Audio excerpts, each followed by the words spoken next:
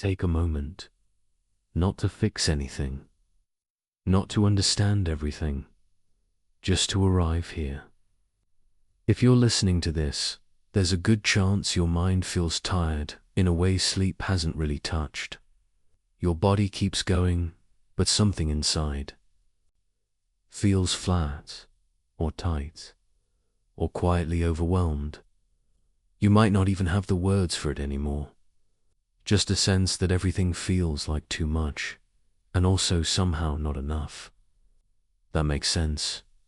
Because when pressure becomes constant, the brain doesn't experience it as motivation. It experiences it as threat, and no one really tells you that. You wake up already behind. Your thoughts start racing before your feet hit the floor. There's a low-level urgency humming in the background of your day, even when nothing specific is wrong. You try to rest, but rest feels undeserved. You try to focus, but your mind slips away. You try to care, but the emotional volume has been turned down. And somewhere along the way, you start wondering if this is just who you are now. Less sharp, less driven, less capable. But what's happening isn't a character flaw. It's a nervous system that's been asked to stay on high alert for too long. Your brain evolved to handle pressure in waves, short bursts, a challenge, then recovery, focus, then release. But modern life doesn't work like that. The pressure doesn't end. It just changes shape. Deadlines become expectations. Expectations become identity. And identity becomes something you're afraid to lose. So your brain adapts. Not by pushing harder, but by protecting you. When pressure never lets up, the brain shifts out of clarity and into survival mode. It narrows focus. It scans for problems. It conserves energy. That's why decision-making feels heavy. That's why simple tasks feel strangely difficult. That's why procrastination shows up, even when you care deeply. It's not laziness. It's not a lack of ambition. It's your system saying, this is too much to hold all at once. Avoidance in this state is not failure. It's self-preservation. When the brain senses that effort leads to more pressure instead of relief, it learns to hesitate. It slows you down on purpose, not to sabotage you, but to keep you from burning out completely. And here's the part most people miss. The numbness you might feel. That emotional distance.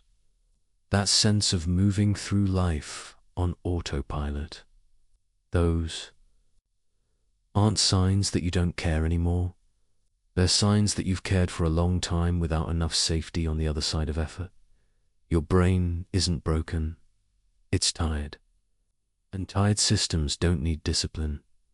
They need relief. Shame only adds more pressure. Self-criticism only confirms the threat. But understanding does something very different. When you start to see overwhelm as a biological response instead of a personal failure, something softens. You stop asking, what's wrong with me? And start sensing, something inside me needs less demand. That shift matters. Because clarity doesn't return through force. It returns when pressure drops low enough for the nervous system to breathe again. Motivation, real motivation, isn't loud. It's quiet.